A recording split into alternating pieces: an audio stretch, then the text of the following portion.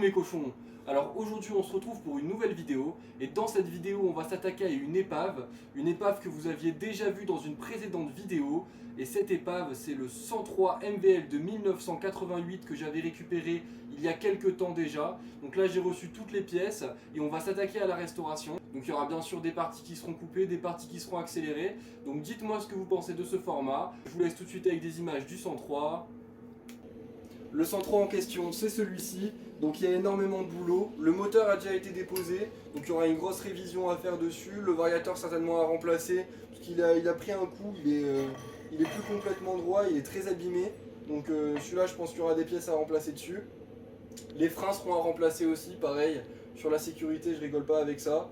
Les jantes vont être repeintes intégralement en blanche, puisqu'elles sont piquées par la rouille, je préfère les repeindre. D'abord je vais les poncer, puis je vais les peindre intégralement en blanc. Je pense que ce sera plus joli et ce sera plus intéressant financièrement que faire un rechromage qui va coûter la peau du cul, on peut le dire. Il y aura également beaucoup de travail sur le faisceau électrique, il reste quasiment rien, il a été arraché de tous les côtés, ça a été démonté par des sauvages. Il y aura aussi une peinture complète en noir à faire. En tout cas, je vais essayer d'en faire une mobilette assez sympa à regarder, sobre en tout cas, noir, simple, et qui va permettre à son propriétaire de rouler tous les jours. Donc on va faire une mobilette fiable, une mobilette complètement d'origine avec un carbu de 12, le pot d'échappement d'origine, etc. pour tenter de la passer au contrôle technique et pouvoir l'immatriculer. 63, ça va être le premier d'une longue série je pense. Donc je vais poser la caméra et il y aura des coupures. Il y aura beaucoup de parties en accéléré, donc les parties qui sont pas forcément intéressantes. On va pas s'attarder sur chaque pièce, chaque démontage, sinon la vidéo prendrait des dizaines d'heures et je pense que beaucoup d'entre vous décrocheraient assez rapidement. Et voilà. Donc on va poser la caméra. Au moment un petit peu plus important, je m'approcherai et je vous montrerai vraiment plus en détail la restauration. Donc peut-être au niveau du carburateur, que je vais passer notamment au bac à ultrasons. Sur ces belles paroles, je vous souhaite une agréable vidéo et au boulot.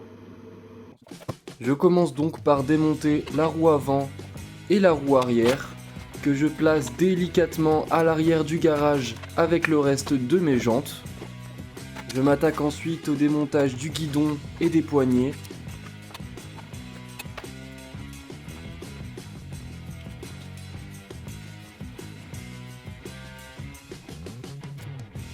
Puis je commence à retirer tous les câbles et gaines qui traversent l'ensemble de la mob. Je m'attaque parallèlement au démontage du T de fourche. Puis je termine de retirer les câbles qui passent en dessous.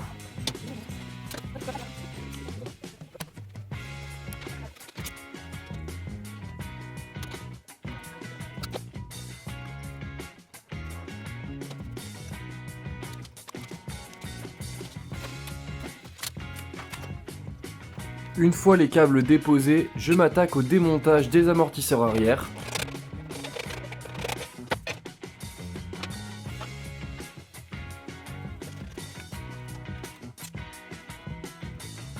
Je retire par la même occasion le support de porte-bagages arrière.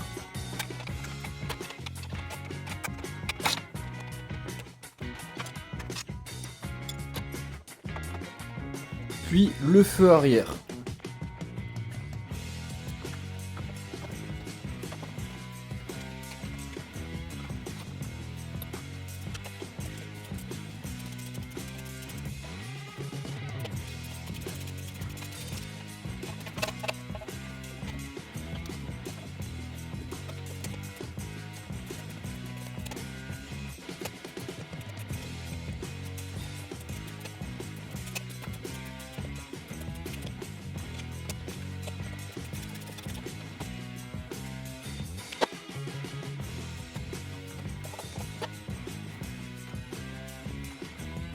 Je retourne à l'avant de la mobilette pour m'attaquer au démontage du garde-boue avant, qui est maintenu par deux vis sur la partie supérieure, ainsi qu'une vis sur la baguette de la partie inférieure.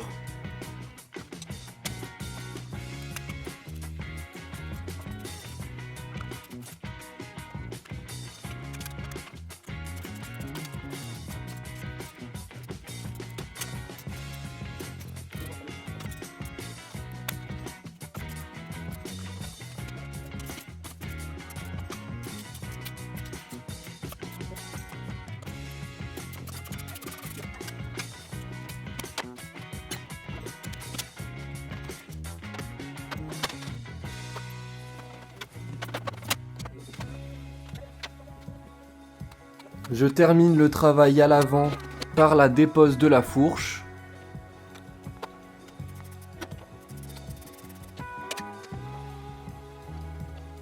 Puis je termine la dépose des deux amortisseurs arrière. Je commence ensuite à démonter le garde-boue arrière en faisant bien attention à retirer le faisceau électrique du feu stop qui est logé en dessous de celui-ci.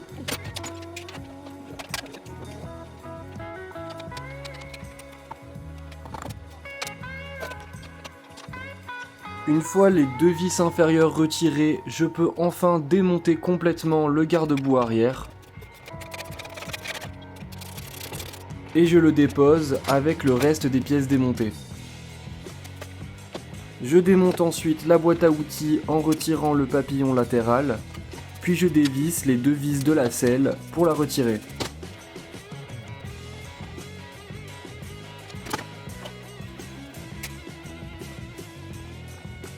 Je peux ensuite commencer le démontage du bras oscillant en retirant l'axe qui le lie au cadre.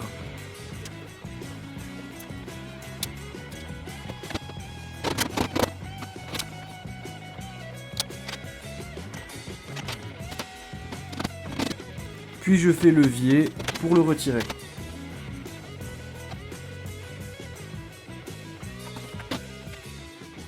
Je termine par le démontage des vis de capotage latéral.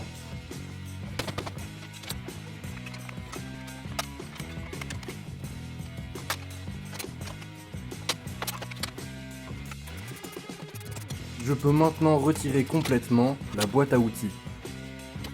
La mobilette étant intégralement démontée, je peux maintenant voir les dégâts de la rouille sur le cadre.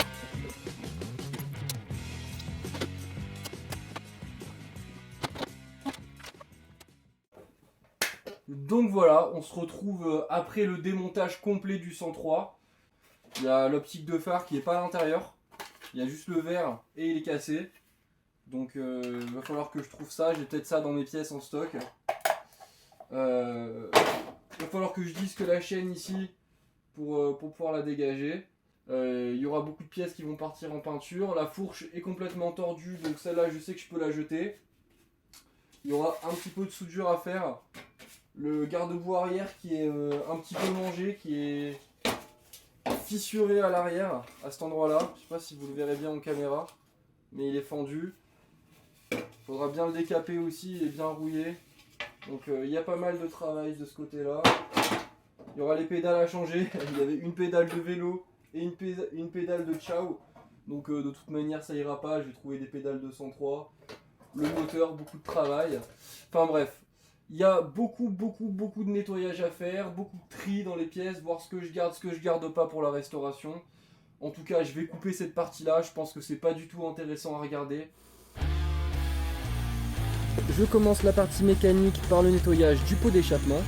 Donc là, ce que je fais, c'est que j'enlève vraiment le plus gros de la crasse. Comme ça, je pourrai terminer avec du papier à poncer et pouvoir le repeindre par la suite.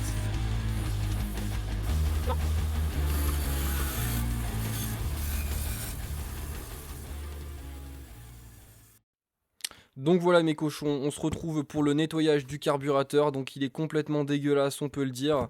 Donc ce qu'on va faire, c'est qu'on va commencer par faire un premier nettoyage pour enlever le plus gros de la crasse avec de la vieille essence en utilisant une brosse à dents et mes pinceaux. Et on pourra ensuite finir de décoller les impuretés avec le bac à ultrasons. Donc ce que je vais faire, c'est que je vais poser la caméra, je vais vous mettre le nettoyage au pinceau en accéléré et on se retrouve pour le bac à ultrasons.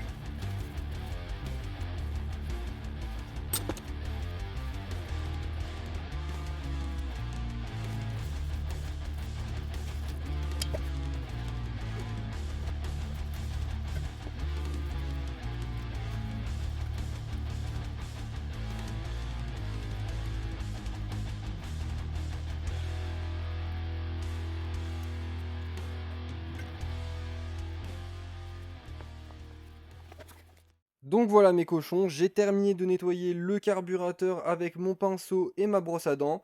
Donc je vais pouvoir les passer au bac à ultrasons pour finir de décoller les dernières impuretés. Donc bien évidemment, je ne vais pas mettre les pièces en plastique à l'intérieur du bac à ultrasons, ça risquerait de les déformer et de les abîmer. Donc je vais simplement mettre ma cuve de carburateur. Voilà.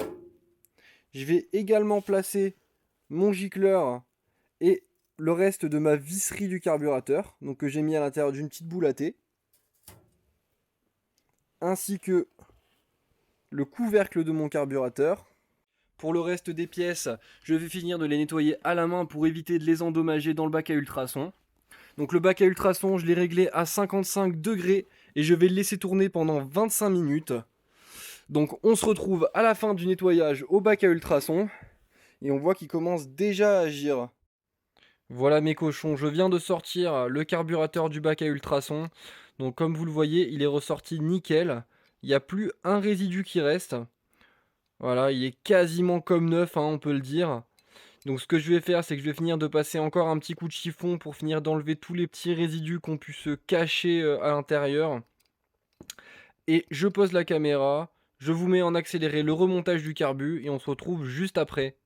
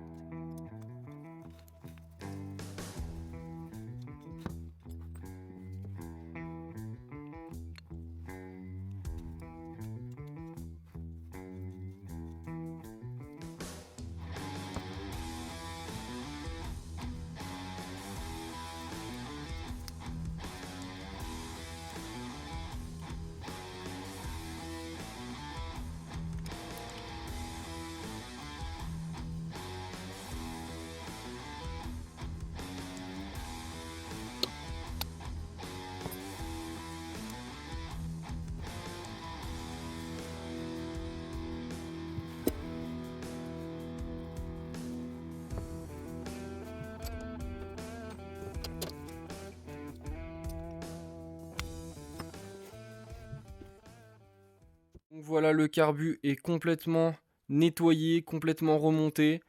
Il est plus neuf que neuf. Donc là, au moins je suis sûr qu'il n'y aura aucun problème au moment du redémarrage du moteur. On voit que tout coulisse bien. Il est juste neuf, magnifique. Je m'attaque ensuite au nettoyage du haut moteur en commençant par le cylindre que je nettoie avec de l'essence et une brosse à dents.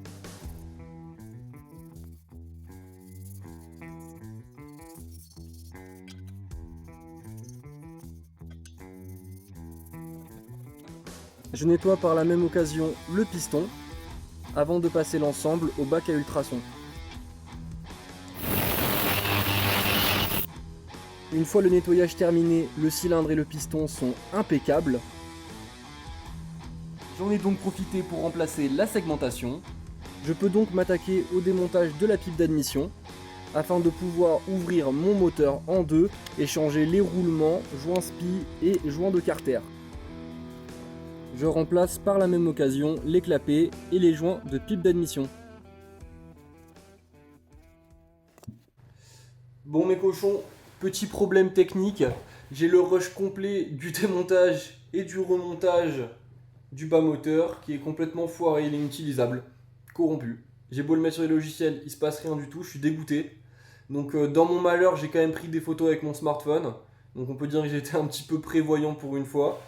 Donc voilà, je vous laisse avec une petite photo du bas moteur démonté. Donc on voit vraiment que le vilebrequin, les roulements, les joints spi sont tout pourris. Il y a tout qui est rouillé, c'est dégueulasse. Donc voilà, ce que j'ai fait, c'est que j'ai démonté l'ensemble. Hein. J'ai nettoyé complètement les carters. J'ai changé les joints spi et les roulements. Et le vilebrequin, je l'ai fait revenir impeccable. Donc voilà, là vous avez une petite photo après remontage. Donc là, j'avais pas encore remis le vilebrequin. Voilà. Mais on voit que les carters sont déjà super propres et que les joints spi ont été changés. Voilà, voilà. Donc j'ai rien d'autre à vous mettre sous la dent, je suis désolé. La prochaine fois, j'essaierai d'être un petit peu plus vigilant à ce que je filme, hein, si ma caméra refait encore le problème. Et je vous laisse avec le remontage du variateur. Je remonte ensuite mon variateur que j'ai préalablement complètement nettoyé et révisé en faisant bien attention à l'ordre de montage.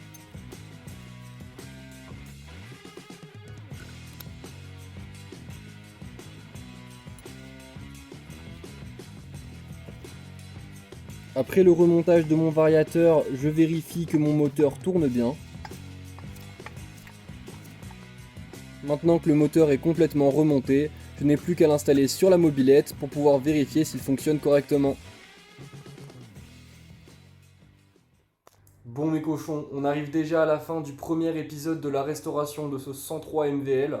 Donc bien évidemment, il y a encore beaucoup de travail. Donc j'ai déjà commencé à filmer. Et donc dans le prochain épisode, on va pouvoir s'attaquer à la peinture, au remontage et peut-être aux essais si tout se passe bien. Donc je l'espère, hein, bien évidemment. Et sur ce, je vous invite à vous abonner à la chaîne et activer la petite cloche de notification. Et on se retrouve pour une prochaine vidéo. Ciao mes cochons!